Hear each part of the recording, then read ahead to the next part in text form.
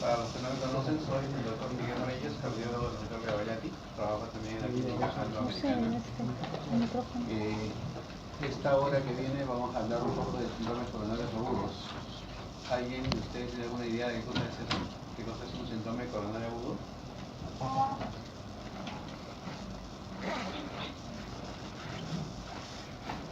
¿No? ¿Nadie ha leído un poquito? Todos vienen a ver qué les digo. ¿Qué es el año? Bien. Vamos a ver, ojalá puedan aprender algo hoy día. Hay algunos conceptos básicos que hay que saber en relación a lo que vamos a hablar esta tarde, como por ejemplo isquemia. ¿Qué cosa es isquemia? Un término clásico que ustedes ya tienen que saber desde hace por lo menos un año atrás. ¿Qué cosa es isquemia?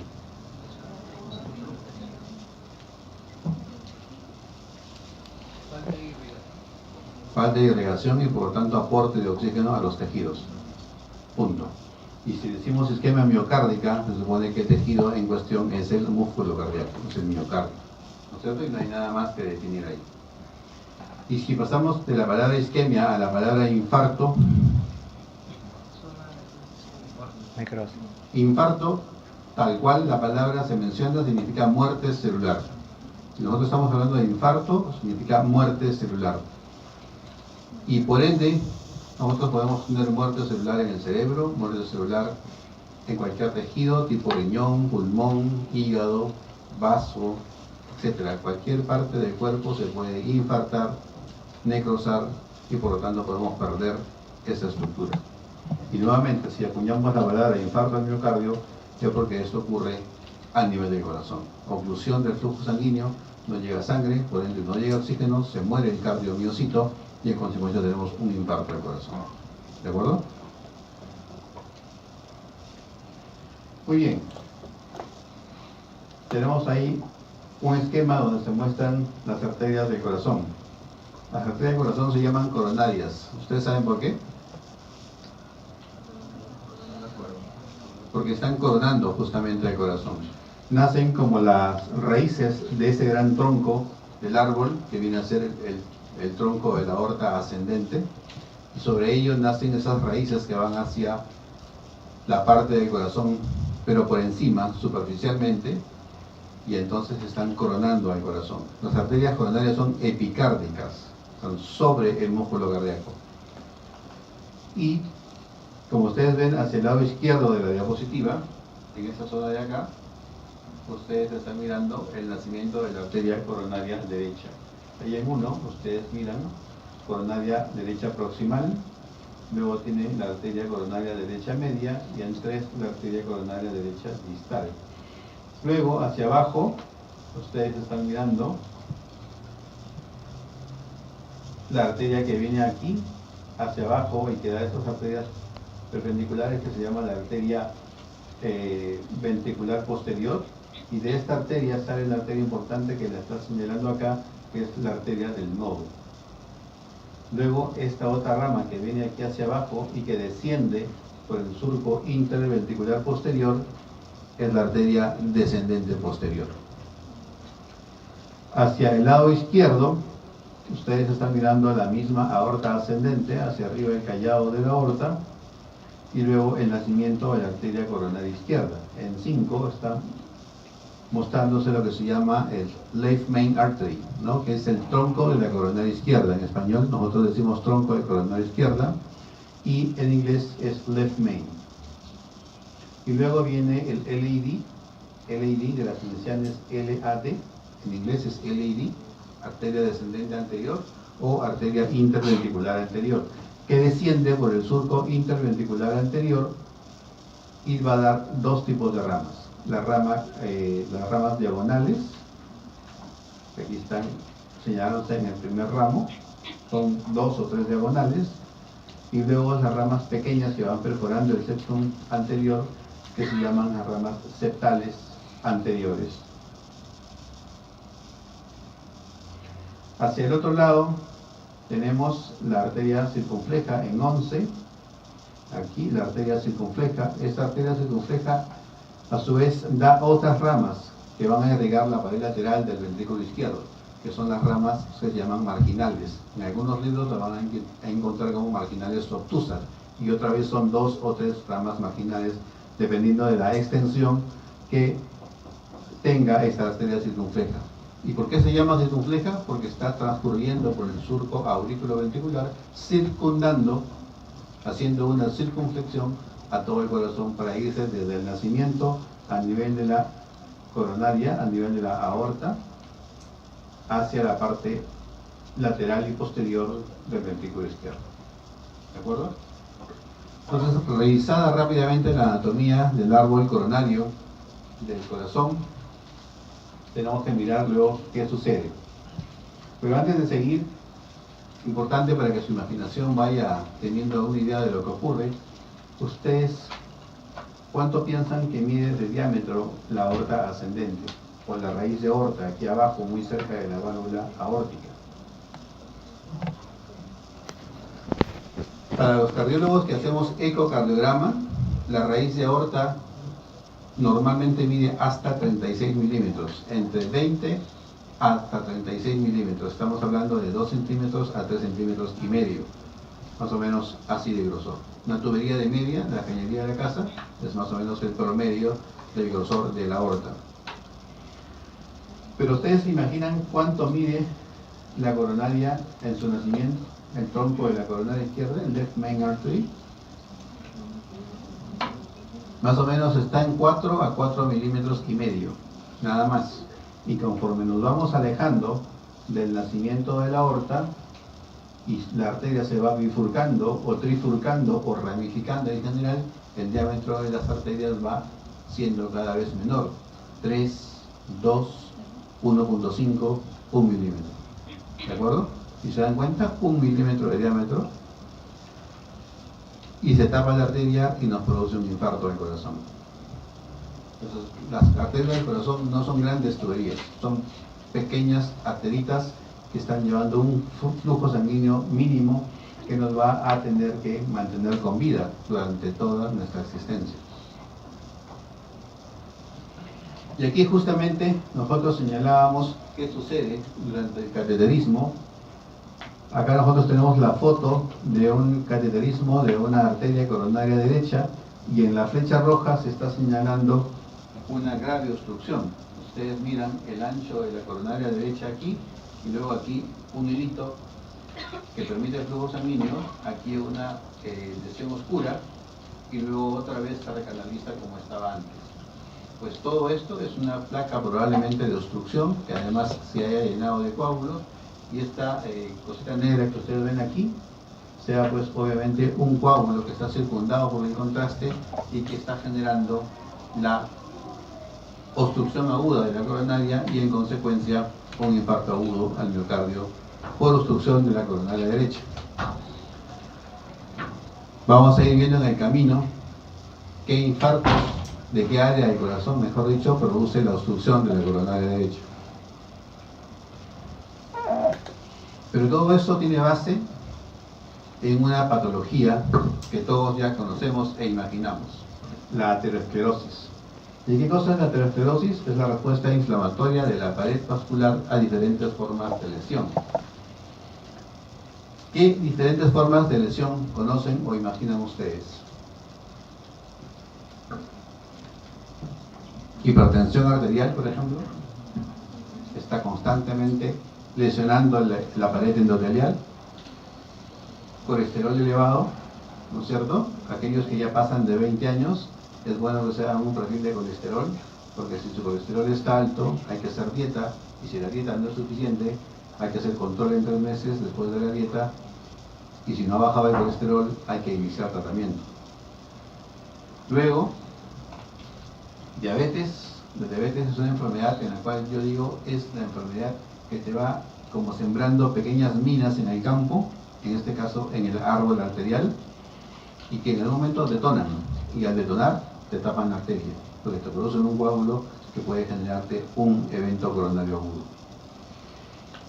Un cuarto factor importante, adicional a los 3 primeros, también modificable, porque los 3 factores anteriores son modificables, Este cuarto es uno que es muy común en todos ustedes, sobre todo en la juventud, que está saliendo de sus preocupaciones y de sus temores infundados.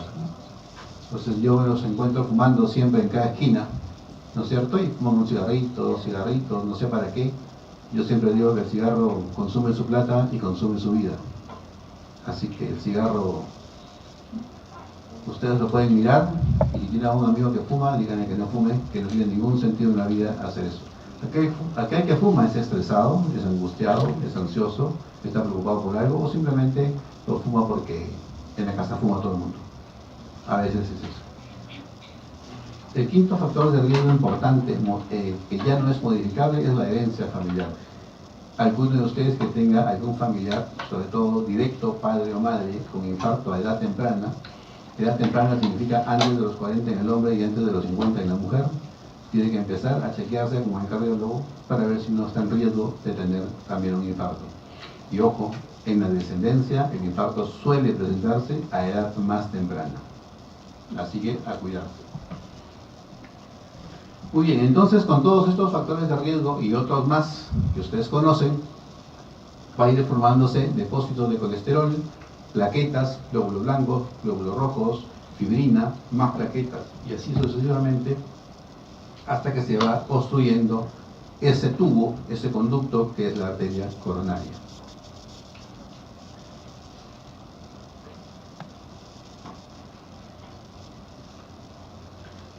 Ahí explica lo que hemos conversado justamente y resaltando que esos factores de riesgo que hemos mencionado, 5, con la genética, ¿no es cierto? Ahí estamos resaltando los 4 modificables, son los más riesgosos para tener justamente infarto del corazón.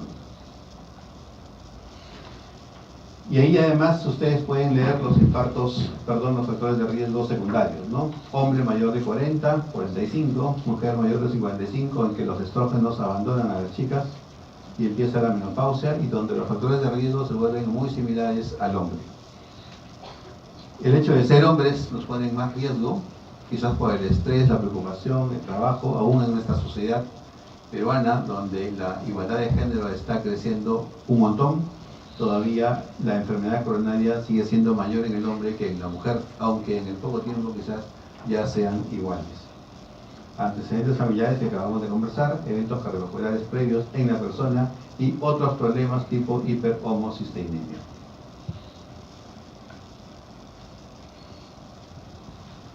Diversos factores adicionales como hipertrofia ventricular izquierda, consumo de cocaína, obesidad, sobrepeso, vida sedentaria, uso de anticonceptivos orales, hiperhomocisteinemia que ya mencioné, fibrinógeno y presencia de proteína C reactiva y lipoproteína lipasa aumentada, ¿no? Son tipos de factores de riesgo secundarios que uno puede encontrar en el camino y que uno tiene que ir pues depurando con chequeos preventivos.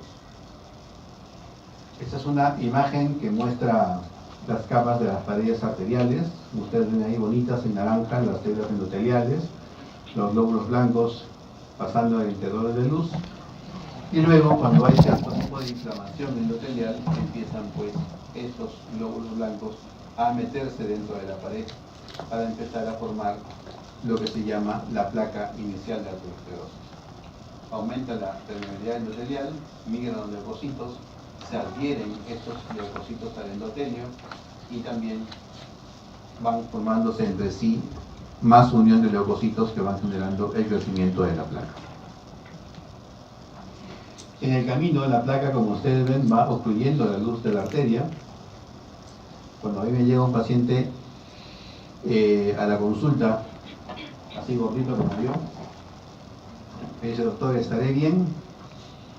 Y yo le digo: señor, mire, ¿usted ve su barriguita? Perfecto. Esa barriguita que usted tiene se refleja en su arteria coronaria. Cuando usted no tenga esa barriga, su arteria coronaria va a estar limpia. Si usted mantiene la barriga, su coronaria va a estar obstruida y con alto riesgo de que le dé un infarto al corazón. Entonces, así va obstruyéndose la arteria, no solamente con células blancas, sino también con migración de células musculares lisas, y va generándose todo un complejo que se llama placa de aterosclerosis. La progresión continúa, la obstrucción cada vez es mayor, En el interior de la placa se forma incluso un núcleo necrótico porque ya no llega irrigación sanguínea. Toda esta placa genera una neovascularización a ese nivel. Y esta placa es cubierta por una capa fibrosa, como ustedes ven ahí. En el camino de la vida nosotros vamos a encontrar dos tipos de placas: las placas blandas y las placas duras. Las placas blandas son aquellas placas que están generalmente llenas de grasa y tienen una capa fibrosa muy delgada. Esa capa fibrosa muy delgada, cuando a uno le aumenta la presión, cuando uno hace deporte una vez a la semana, por ejemplo, como aquel periodista que nos dejó hace poco, ¿no es cierto? Fulbito de los lunes o de los sábados, ¿no? Hace su deporte, psicológicamente lo relaja a uno, pero estresa mucho al corazón. Van sobre todo primero el fulbito y luego van a lo que ustedes ya saben. Y terminan pues con una lesión de placa. Esta lesión de placa, imagínense ahora en esa arteria pequeña de 3 milímetros o 2 milímetros, con un minúsculo coágulo se termina de tapar. Y el paciente empieza a tener un infarto al corazón. ¿Por qué? Porque esa sangre arterial que va a velocidad cuando uno hace deporte, porque además que aumenta la presión, hace que se rompa la placa, como ustedes ven ahí. Y cuando se rompe la placa, es como si ustedes tuvieran una herida. Se rompe la piel y sale sangre, pero no sangra todo el tiempo. Ahí empieza a generarse vasoconstricción y empieza a generarse un fenómeno de migración de plaquetas que en el camino van a terminar formando un tapón plaquetario primero y luego un coágulo y finalmente, cuando es en la parte externa del cuerpo, una costra a la cual nosotros llamamos, que es más que nada un pequeño trombito que se ha secado. Pero en el torrente sanguíneo nunca se va a secar, sino que va a haber una cascada de coagulación interminable que va a terminar haciendo un coágulo cada vez más grande y tapando la arteria en consecuencia. Finalmente, no tengo la lámina en este momento, pero el otro tipo de placas es aquella placa que tiene una capa fibrosa muy gruesa, que habitualmente son los coronarios crónicos de larga data, de mucho tiempo, pacientes mayores, que pasan los 70 años probablemente, y cuya condición es más difícil de romper. Sin embargo, también se puede romper y pueden generarles un infarto del corazón. Esquemáticamente, ustedes miran en esta diapositiva cómo fluye la sangre a través de la arteria con su placa de aterosclerosis, que tiene un pool lipídico importante. Se produce la lesión de placa, donde se forma un trombo intraplaca, que luego va generando el crecimiento del trombo a nivel de la luz, y aquí estamos siendo generosos porque hemos dibujado una arteria grande, y finalmente el trombo se termina propagando y obstruyendo la luz del vaso. Entonces, todo eso es el mecanismo por el cual uno sufre un infarto del corazón. Ahora, cuando uno va ya propiamente a ver al paciente que nos consulta por un problema de dolor en el pecho, que es el síntoma más importante, uno empieza a pensar y a sospechar que el paciente puede tener enfermedad coronaria. Sin embargo, como ustedes logran leer en la diapositiva, muchas veces la enfermedad coronaria puede ser asintomática, lo que en cardiología se conoce como isquemia silente. Es decir, el paciente está con falta de irrigación, pero no siente nada en absoluto. Hace ejercicios, corre. Si tuviéramos un electrocardiograma conectado al paciente, probablemente encontraríamos alteraciones del electrocardiograma durante el ejercicio, pero el paciente sigue sin sentir nada, reposa y todo resuelve. Es decir, el esquema resuelve, el electrocardiograma normaliza y el paciente sigue su vida normal, porque no se da cuenta de lo que sucede. En otras condiciones, el paciente va con dolor de pecho, angina de pecho crónica o angina de pecho estable, ¿no es cierto? El paciente camina de repente 100 cuadras o sube 2 pisos y presenta dolor de pecho. Y siempre es lo mismo, camina a la misma distancia, sube la misma cantidad de pisos y el paciente termina con una operación de pecho. Le cuenta a su esposa, la esposa se preocupa y le dice, pero vamos al médico. No, no quiero. El hombre siempre dice, no quiero. No tengo nada, ya me va a pasar. Pero la esposa insiste, entonces termina yendo a los 2-3 meses, termina yendo al cardiólogo. Y el cardiólogo le hace un electrocardiograma que puede salir normal y luego le pide pruebas de evaluación. ¿Como cuáles, por ejemplo? ¿Cuáles se imaginan? Muy bien, una prueba de esfuerzo. ¿En qué consiste la prueba de esfuerzo? ¿Ustedes la han visto alguna vez? ¿Y qué más? Ponen los electrodos y miden el EKG. ¿Qué hace el paciente? Yo te sube buena faja, pero ahora como en el gimnasio y eso es la prueba de esfuerzo. No, te miden el Monitoreo. En realidad, el nombre técnico de la prueba de esfuerzo es electrocardiograma de esfuerzo. Y la idea es ir tomando constantemente el electrocardiograma durante el ejercicio y ver cómo se altera el segmento ST y la onda T. Pero el único diagnóstico de la prueba de esfuerzo es la alteración del segmento ST. Pero si el ST se eleva o se infradesnivela, esa prueba de esfuerzo se informa como positiva para isquemia. Y en esas circunstancias el paciente ya tendría un diagnóstico que habría que confirmar. En otras circunstancias el paciente es más terco, no se dejó convencer, nunca llegó al médico y de pronto una madrugada se despierta con una opresión de pecho. Le pasa la voz a la esposa, porque siempre es la misma historia. La esposa se despierta y dice, vamos a la emergencia. Si llega a la emergencia a 5 de la mañana, el emergencista le toma un electro y encuentra alteraciones del electrocardiograma. Le pide enzimas cardíacas y las enzimas cardíacas, el paciente se demoró en llegar 1 hora a la emergencia. ¿Cómo saldrían esas enzimas cardíacas?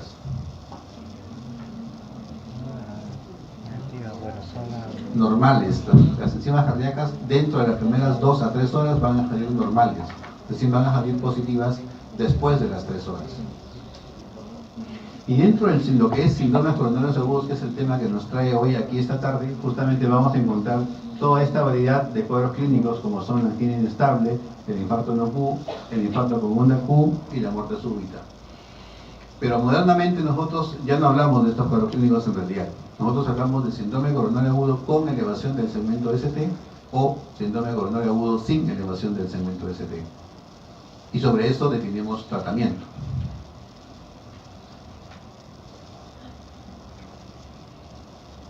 Vamos a definir un poquito más in extenso, entonces, eso que hemos estado conversando. ¿Qué es la angina inestable? Dolor de pecho que recurre bajo circunstancias similares, con frecuencias similares en el tiempo, como les decía, ¿no? El paciente sube 2 pisos o camina a una distancia de 100 cuadras o 100 metros y el paciente siente molestias en el pecho. Los síntomas usualmente comienzan con baja intensidad, se incrementan en 2 o 3 minutos hasta un total de no más allá de 15 minutos. Si el paciente tiene un dolor de pecho que dura más de 15 minutos, llega a los 30 minutos, eso ya podría ser un evento o un síndrome coronario agudo. Usualmente el dolor de pecho en angina estable resuelve con reposo. No necesita ponerse isorbide en ningún tratamiento en particular, solamente reposar. El ejercicio desencadena el síntoma, el reposo resuelve el síntoma en la angina estable. Bien, mostrado el cuadro clínico, entonces vamos a los que ustedes ya habían mencionado. Le hacemos una electrocardiograma en la primera consulta, lo llevamos a la prueba de esfuerzo. La prueba de esfuerzo nos va a mostrar las alteraciones y si el paciente no puede hacer una prueba de esfuerzo, podemos ir de repente a hacer una ecografía con estrés o quizás una prueba que se llama de perfusión miocárdica. De ahí falta poner una alternativa más, que es, ¿cuál sería?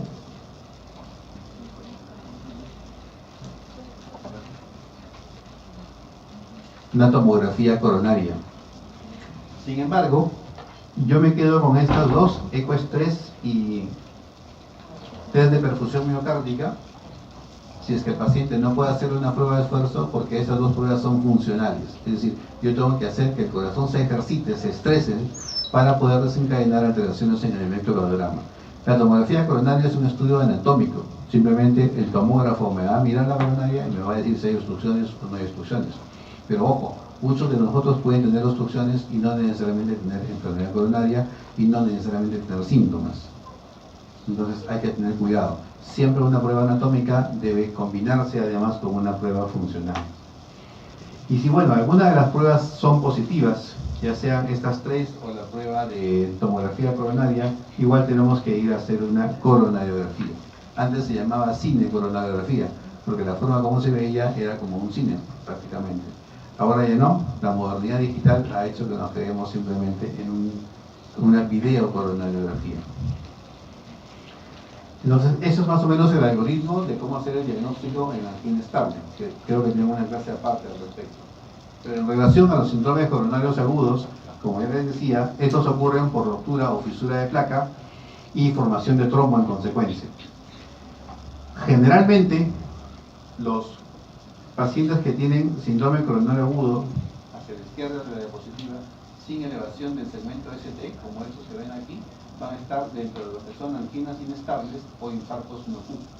Y se supone que la arteria no tiene una oclusión total del vaso. Como ustedes observan, hay luz remanente y hay luz remanente. Es decir, continúa el flujo sanguíneo aún después de la obstrucción aguda. Sin embargo, en el paciente con síndrome coronario agudo que tiene elevación del segmento ST, se asume que la oclusión de la luz arterial es completa. La obstrucción es 100% y no hay riego sanguíneo y el infarto va a ser inminente. Y eso es importante entender para poder determinar luego qué tipo de tratamiento voy a hacer y con qué lógica voy a tener que actuar. Algunos detalles adicionales, como que en angina inestable, por ejemplo, la oclusión temporal no puede durar más de 20 minutos y produce angina de reposo. Es decir, el paciente, como les decía, está durmiendo y de pronto se despierta con angina de pecho, ¿no? Sin embargo, el dolor resuelve en 20 o 30 minutos y no hay lesión miocárdica. Es decir, las enzimas van a salir negativas, pero el electrocardiograma sí va a mostrar alteraciones. En el infarto no Q, la interrupción dura un poco más de tiempo, dura más de 30 minutos, luego se resuelve, se recanaliza la arteria o no se llega a ocluir completamente. Y entonces, en ese caso, nosotros vamos a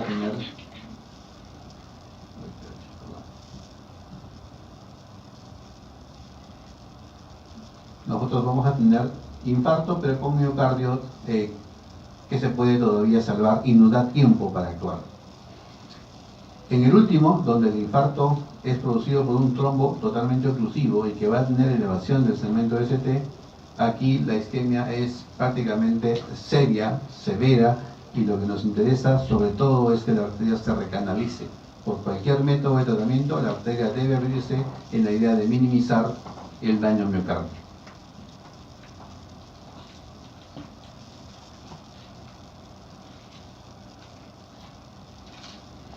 La angina inestable puede tener múltiples presentaciones. El más común es lesión de placa con formación de un trombo, pero no oclusivo. ¿De acuerdo? Ese es el concepto que debe quedar. Trombo no oclusivo. Algunas veces puede generarse por espasmos coronarios, como la angina variante o de Fritz Metal. Otras veces es por causas no cardíacas propiamente, como que, por ejemplo, aumenta el consumo de oxígeno porque el paciente es hipertiroideo o porque tiene fiebre, o porque no llega la suficiente cantidad de oxígeno al corazón porque el paciente está con 8 de hemoglobina, o tiene otros tumores que consumen también el oxígeno, como el feocromocitoma.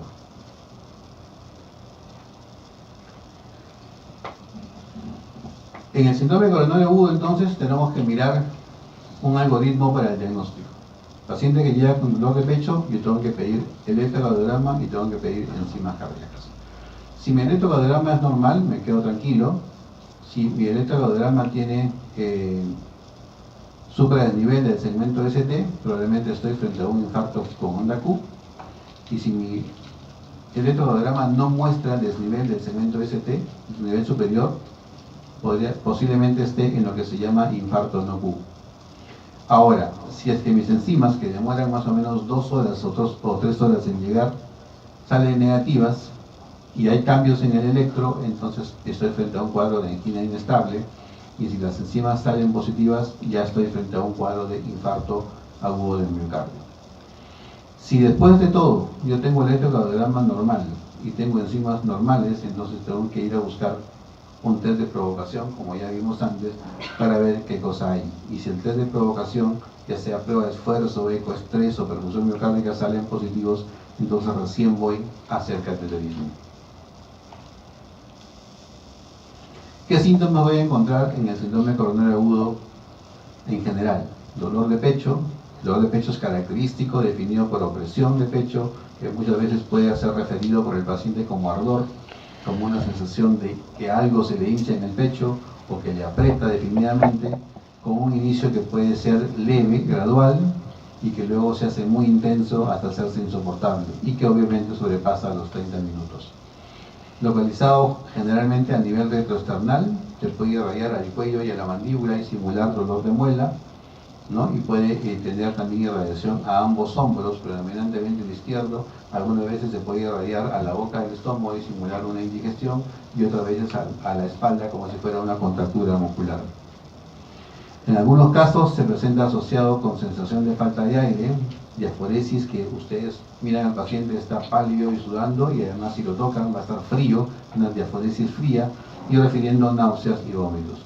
En otras circunstancias el paciente puede haber perdido el conocimiento o sentirse que va a perder el conocimiento. Si el paciente es mayor, muchas veces no siente ninguna molestia de lo descrito arriba y simplemente pierde el conocimiento o se siente confundido o desorientado, empieza a hablar incoherencias, ¿no? O en otras cosas, en otras circunstancias puede debutar con un accidente cerebrovascular, o puede empeorar un paciente con insuficiencia cardíaca si es que ya la ha tenido antes, y en general sentirse el paciente mal, ¿no? Como ellos solamente refieren. Lo mismo, un poquito más gráfico, un paciente que está yendo de un lugar determinado hasta su casa de repente y de pronto siente el típico signo de opresión de pecho tocándose justamente en la zona delantera del tórax. Miren aquí estos electrocardiogramas. Arriba un electrocardiograma que muestra las características normales del trazado y cómo debe ser. Observen que aquí en precordiales van a notar siempre el segmento ST que va de forma ascendente, y eso es normal. En algunos casos incluso está el punto J alto hasta 2 milímetros, y hay que pensar que podría ser, pero también hay que pensar que puede ser normal. Un infarto agudo, por ejemplo, con elevación del segmento ST, miren ustedes aquí, D2, D3 y ABF, con el segmento ST súper elevado, bien alto, 3 a 4 milímetros de elevación, y además van a encontrar aquí un infradesnivel en B2 y en B3. Este electrocardiograma es muy típico de un paciente con infarto agudo del miocardio que complica infarto inferior y además cara posterior del ventrículo izquierdo. En este otro electrocardiograma vamos a mirar un síndrome coronario agudo sin elevación del segmento ST, y lo que vamos a mirar es infradesnivel en precordiales B1, B2, B3, B4, B5, ¿no? Lo cual habla de un infarto probablemente subendocárdico anterolateral.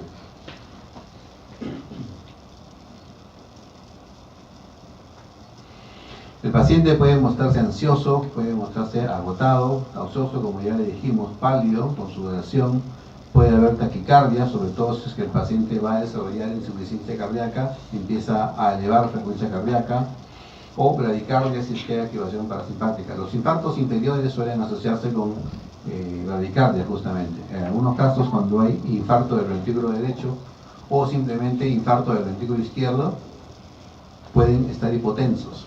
Los pacientes que sudan mucho y que tienen mucha diaforesis pueden perder, está escrito en la literatura, entre medio litro a 1 litro de líquido solamente por el sudor, porque es muy intenso, y entonces pueden hacer hipotensión por deshidratación.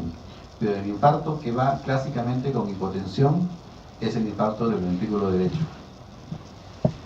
Muchos pacientes llegan hipertensos con pleno infarto, y otros llegan con signos de falla cardíaca, como es la presencia del tercer y cuarto ruido, o algún soplo que puede hablarnos de una complicación mecánica mucho más seria, como es la ruptura del septum interventricular por el infarto, o la ruptura de una cuerda tendínea que soporta la válvula mitral y generar insuficiencia de la válvula.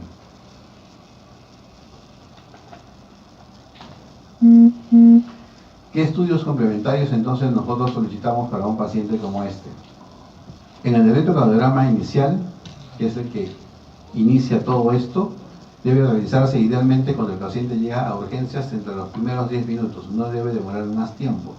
Y si un paciente llega refiriendo dolor de pecho, ustedes no pueden decirle, vaya a sentarse señor, que este es el número 10 de 9 pacientes que están antes. Ese paciente tiene prioridad. Le tomas electro primero y lo miras. Si no hay electro, ahora sí lo sientas. Si el electro es normal, mejor dicho, pero si el electro es anormal, tienes que activar el código de infarto. Y luego tenemos que mirar, como ya les decía, que la elevación del segmento ST no es solamente 1 milímetro, sino que en precordiales tenemos que contar por lo menos 2 milímetros, y dependiendo de la edad, hasta 2.5 milímetros. En el caso de ustedes, por ejemplo, que son gente joven, si tuvieron un infarto, yo recién tengo que decir que la elevación del segmento ST es anormal si es que pasa los 2,5 milímetros, no antes. Y hay que pedir obviamente sus enzimas cardíacas para determinar la presentación de un infarto o no.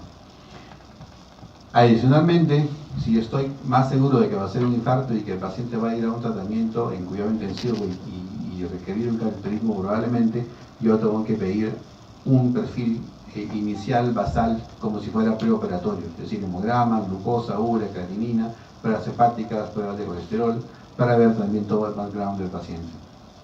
Placa de pulmones es parte de la evaluación inicial para ver que no haya falla cardíaca o neumonía asociada.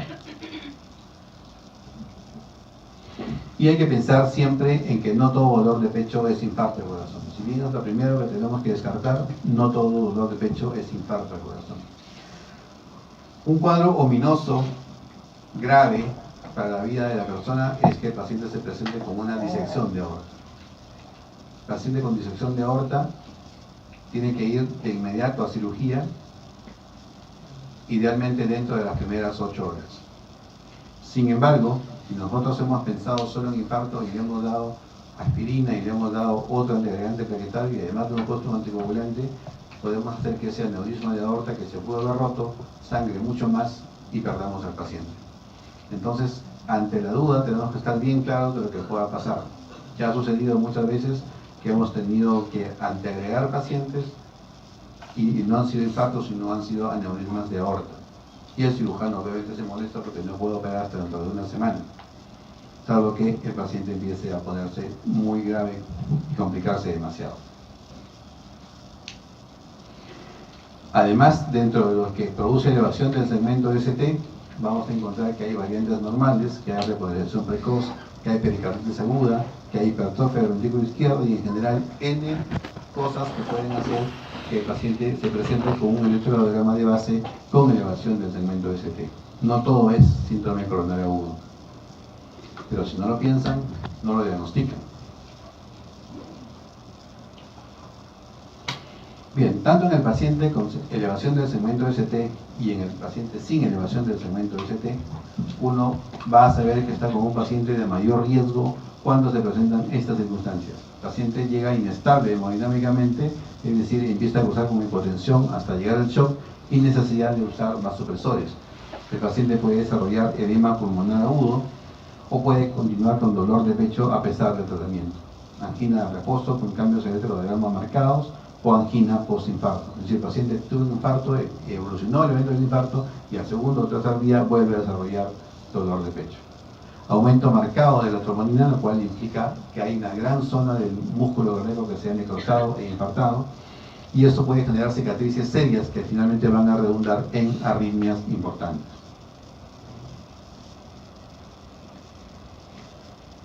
¿Cuál es nuestro manejo? ¿Qué vamos a hacer? Una vez que tenemos el paciente con síndrome coronario agudo, lo que tenemos que hacer es una historia clínica sucinta, dirigida, para saber y confirmar que es un infarto. Mientras nosotros le vamos preguntando al paciente qué cosa es lo que tiene, la enfermera y el técnico van canalizando la vida del paciente, el técnico le va quitando la ropa que tiene y le va poniendo los electrodos para monitorizarlo. Entonces tenemos guía, tenemos monitor y jalamos el desfibrilador muy cerca de la cama del paciente por si acaso tengamos que utilizarlo. Pulso oxímetro. Llega el tecnólogo a tomar su radiografía de pulmones y llega también el tecnólogo del laboratorio a hacer todas sus muestras basales que se hacen y que acabamos de mencionarlas hace pocos segundos. Confirmado el paciente que es un síndrome coronario agudo, pasa a UCI. Si el hospital donde estamos cuenta con unidad coronaria, pasa a unidad coronaria. Y si no, idealmente pasa a una unidad de cuidado intensivo general. ¿Qué tenemos que hacer con el paciente a largo plazo?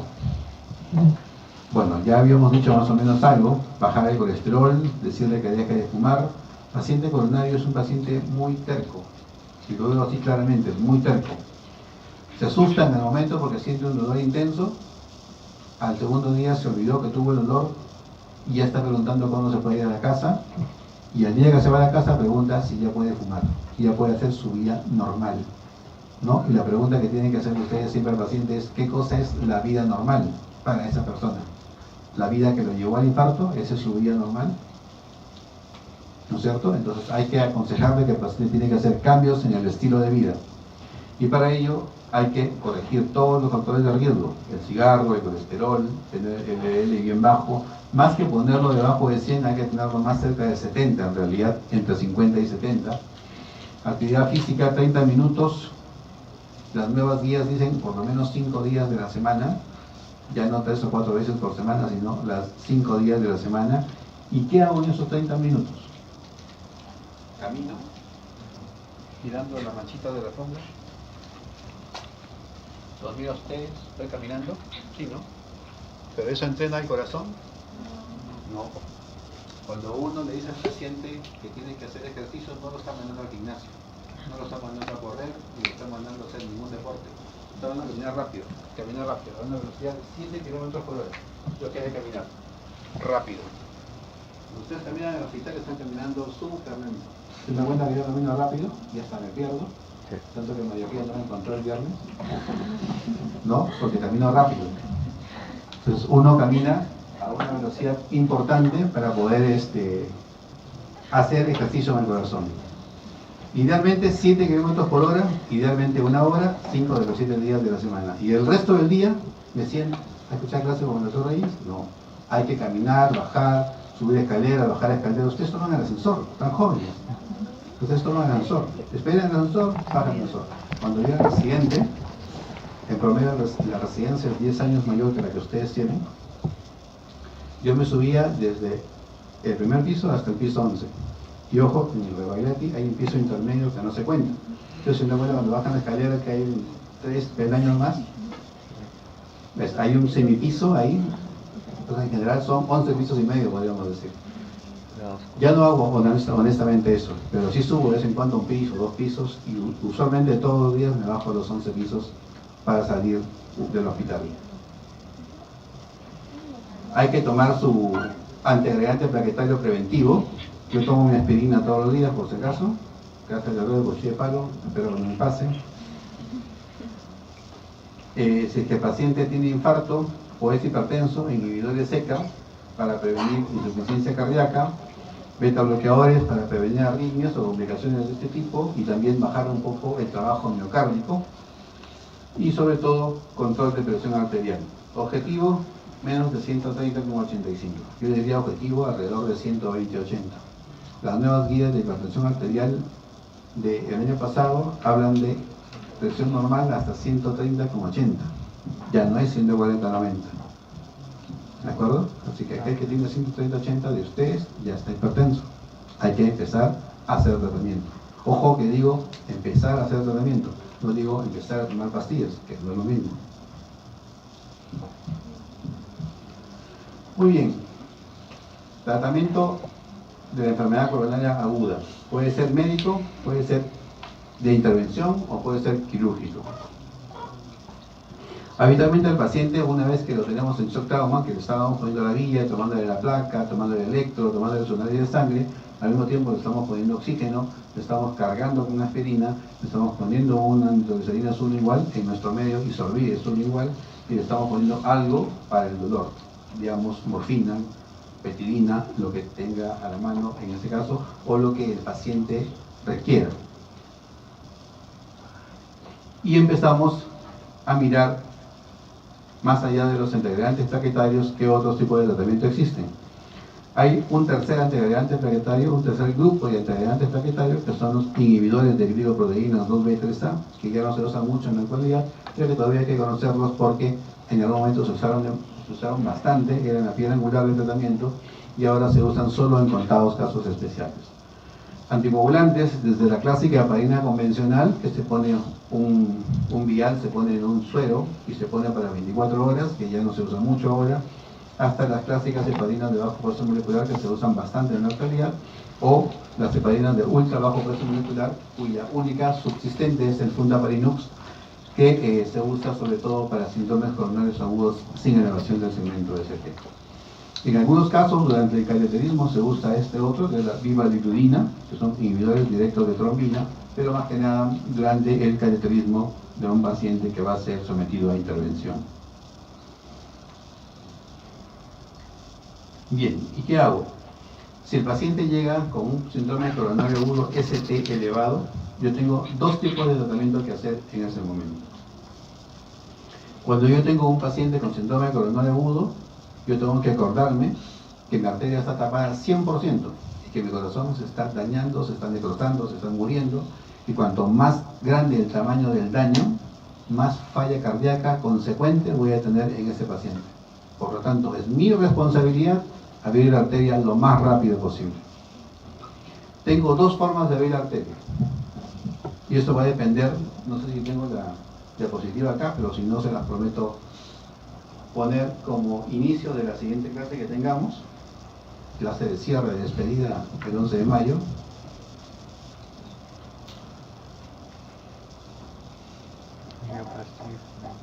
Si nosotros digamos, por ejemplo, ¿ustedes en qué CES hacen su rotación? Uy, ¿no quieren decir? No, pues, Minsa y Salud, es como decir a la izquierda y a la derecha. Almenara, Relating, ¿qué más? Hipólito, Bravo Chico y 2 de mayo. Ya, tenemos mitad, dos hospitales del Minsa y dos hospitales del Seguro. Entonces, las guías actuales nos hablan de dos tipos de tratamiento para el síndrome coronario agudo con elevación del segmento ST. Uno de ellos es fibrinolisis, es decir, medicamento a la vena previa doble antiagregación del paciente y bolo de alguna heparina, de un anticoagulante, para tratar de abrir farmacológicamente, químicamente, el coágulo, romper el coágulo y la arteria se recanalice. Éxito en el 90% de los casos. ¿De acuerdo? Indicaciones: infarto agudo del miocardio con elevación del segmento ST. Contraindicaciones: sangrado, hemorragia, cirugía reciente, ACV previo, neumotórax, en fin, algo que el paciente lo haga sangrar. Hemorragia digestiva, son contraindicaciones, algunas absolutas y otras relativas. Pero en realidad, en la actualidad, la gran mayoría ahora son contraindicaciones relativas más que absolutas.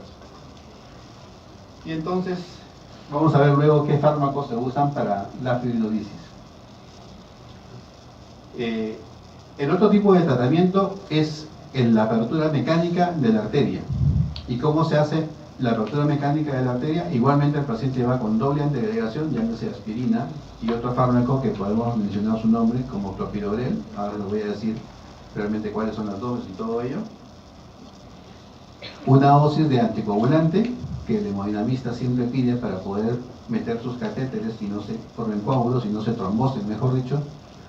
Y uno hace primero la coronariografía, dibuja las arterias y, como en la gráfica que les puse antes, encuentra la obstrucción, y una vez encontrada la obstrucción va a intentar abrirla por angioplastía. Una vez que está abierta la arteria, se abrió la obstrucción por la angioplastía, se coloca un stent. En algunos casos contados, con la experiencia del hemodinamista, el hemodinamista hace lo que se llama stent directo, es decir, pone el catéter, balón, stent, todo junto, 2 en 1, y lo incrusta en la pared arterial para que la arteria se abra otra vez y solucione el problema. ¿Cuándo hago uno? ¿Cuándo hago el otro? Éxito de la angioplastía, 95% a más, nada de 100% en la vida. ¿Cuándo hago uno? ¿Cuándo hago el otro? Y por eso les preguntaba a ustedes a dónde rotan, por ejemplo. Ustedes llegan al hospital Rebagliati a esta hora, 4:30 de la tarde, 3:30 de la tarde. Tenemos el equipo de hemodinámica que trabaja de 8 a 7. Digo 7 porque las enfermeras se van a las 7. Si el médico está de 7 a 8, no hace nada por una enfermera. Entonces, el paciente pasa de emergencia, infarto ST elevado, y se transfiere rápidamente para apertura de la arteria por cateterismo. Es decir, si llega a un centro donde hay angioplastía primaria, el paciente va directamente a angioplastía primaria. Pero si el paciente llega a Bravo Chico o llega a 2 de mayo, donde no hay cateterismo, el paciente tiene que ser sometido a trombolisis. Tiempos: si yo voy a iniciar trombolisis, tengo 30 minutos desde que el paciente entró por la emergencia, contado los 10 minutos que me demoré en tomar el electro, y 10 minutos más para el siguiente tratamiento, y 10 minutos más para que la enfermera empiece la infusión de el medicamento trombolítico. Si yo estoy en un centro donde se hace angioplastía, idealmente ese paciente debe tener la arteria abierta, ojo, la arteria abierta, no empezar el procedimiento de angioplastía, sino la arteria abierta antes de la 1h30. En mi realidad, yo trabajo, por ejemplo, terminando mi clase con ustedes, me voy a mi consultorio que está en la sede de la Clínica Anglo-Americana, aquí de La Molina, óvalo de la Avenida La Fontana. Es un centro chico, es como un centro médico, hay urgencias, hay consultorios, no hay sala de cateterismo, no hay sala de cirugía. Hay una pequeña unidad de shock trauma. El paciente ya con un infarto, se le recibe ahí. A esta hora, ¿cuánto tiempo me demora trasladarlo al paciente desde allí hasta la sede de la clínica en San Isidro por el óvalo Alcázar? En ambulancia 30 minutos porque le abren vaso cuando se puede. 45 minutos quizás. Si yo, como cualquier persona, intento ir con mi carro persiguiendo la ambulancia, llevo en 1 hora. Con suerte. Si es que no llevo 1 hora y media. Entonces, mi realidad es trombolizar al paciente y trasladarlo hacia el centro donde le van a hacer cateterismo. Si mi paciente llega directamente a la clínica en San Isidro, va directo a sala de cateterismo antes de la 1h30 y se abre la arteria. Esas son las conductas que hay que hacer. Pero ¿qué pasa si el paciente llega a la sede de la Avenida La Fontana? Le pongo el trombolítico con todo lo que yo sé y la arteria no se abre. Primera pregunta, ¿cómo sé yo que la arteria no se abre? O dicho de otra forma, ¿cómo sé yo cuando la arteria se abrió con el tratamiento trombolítico? A ver, acá el doctor dice que disminuyen los síntomas. ¿Cuáles? Mejor dicho, vamos a puntualizar. ¿Cuáles son los criterios de reperfusión? 1. Alivio del dolor. Perfecto. Alivio del dolor. 1, 2. Son 4.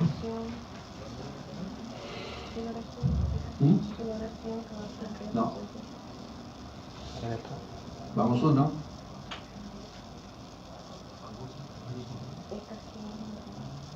¿Qué pasa con el EKG? La doctora dice que se normaliza. No es tan rápido, pero descenso del ST 50% de la altura que tenía cuando estaba con pleno infarto agudo. Van 2. 3. Elevación enzimática precoz, aunque ese criterio va a demorar 2 horas en saberlo. 4. Y último.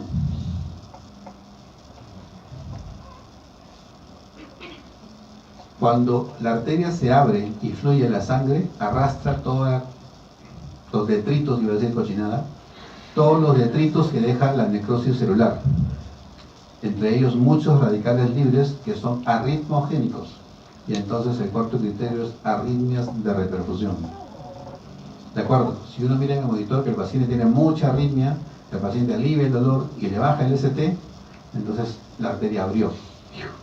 Me quedo tranquilo y lo traslado, no importa en 2 horas, pero lo traslado.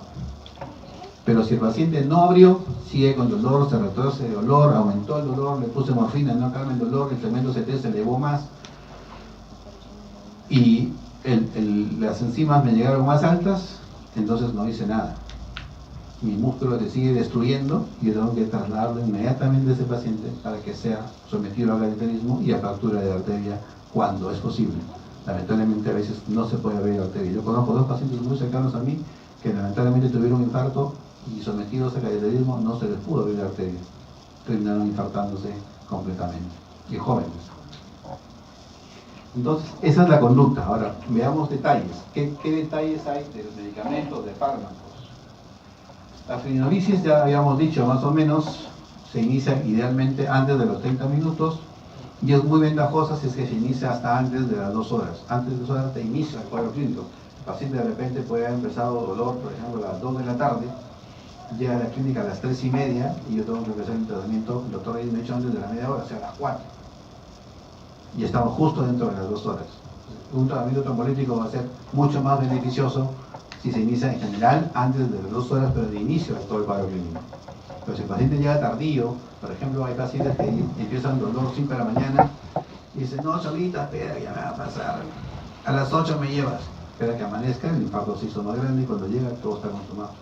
no hay mucho más que hacer. Otros que no se demoran en ir, pero por ejemplo viven en un lugar cercano, lejano, viven en Mala, vienen a Lima, igualmente se empieza a dudar en la madrugada, 5 o 6 de la mañana, espera que salga el sol, mientras llegan para acá, llegaron al mediodía. Y al mediodía, desde las 6 de la mañana que empezó la molestia, o 5, ya son 7 horas. Y entonces, miremos acá que dice, ¿cuándo se contraindica la trombolisis? Si los síntomas pasan de 24 horas, ya no está indicado hacer una trombolisis. El riesgo de ruptura miocárdica es alto. Entonces, uno puede poner el trombolítico, pero además el músculo ya se perdió. Y si voy a romper una arteria, el trombo de una arteria donde el músculo ya está necrosado, va a pasar sangre a una zona necrótica y el corazón se termina de romper si es que no se había roto ya. Y entonces entro en falla de bomba.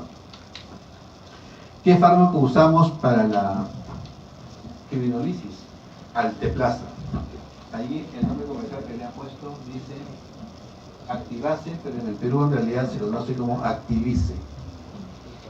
Y la forma de ponerlo, como está escrito ahí, se pone una inyección en bolo de 15 miligramos, luego seguida de una de 50 miligramos en 30 minutos, o como dice aquí, 0.75 miligramos por kilo hasta un máximo de 50 miligramos.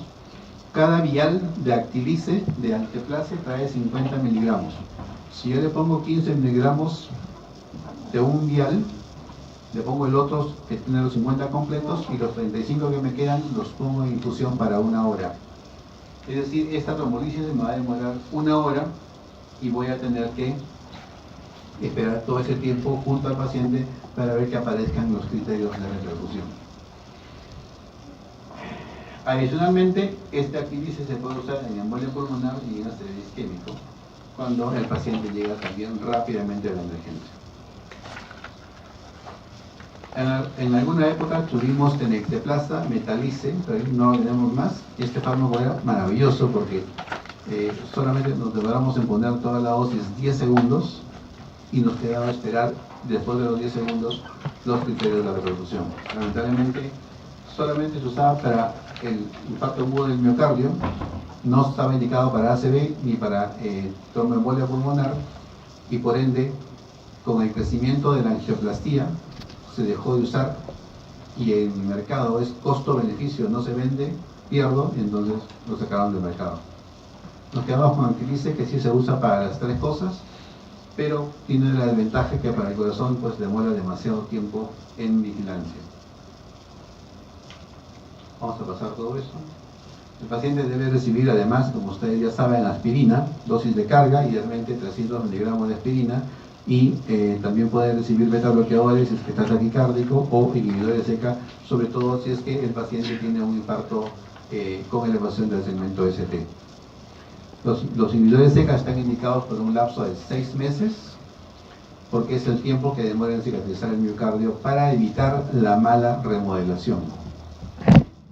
Idealmente está indicado también el uso de estatinas, fundamentalmente atorvastatina en dosis altas, 80 miligramos, para estabilizar la placa, estabilizar la inflamación y reducir la ruptura de otras placas, o que esta placa siga generando trombos y manteniendo la oclusión.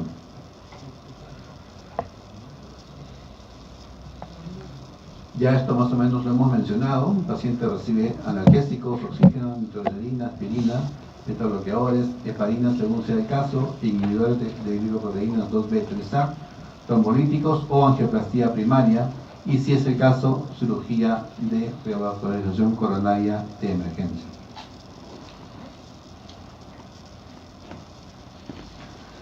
La mortalidad a nivel mundial más o menos está alrededor del 10% en el infarto agudo del miocardio. Sin embargo, en los mejores centros la mortalidad está alrededor del 7%.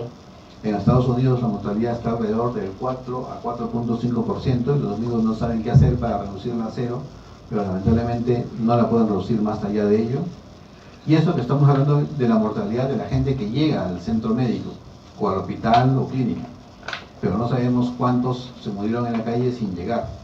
Se estima más o menos que de cada 10 pacientes, a grosso modo, 4 se murieron en la casa, nunca llegaron al hospital, 6 llegan a la clínica o hospital, y de esos 6 salen 5 a la casa, que es más o menos la proporción que uno espera de pacientes en tratamiento. Es un poco de información que no interesa mucho en realidad, ¿no? Y aquí está pues la mortalidad en las eras actuales, ¿no? 6.5 aproximadamente.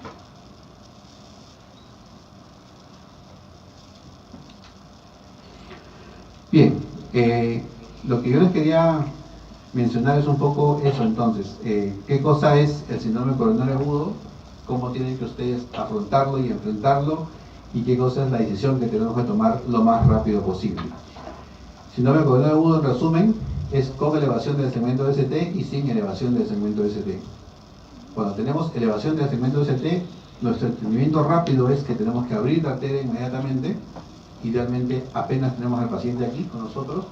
Si vamos a hacer trombolisis, empezarla antes de los 30 minutos de que el paciente haya llegado. Y si vamos a hacer angioplastía, empezarla o abrir la arteria, o mejor dicho, tener la arteria abierta antes de la hora y media desde que el paciente entró por emergencia.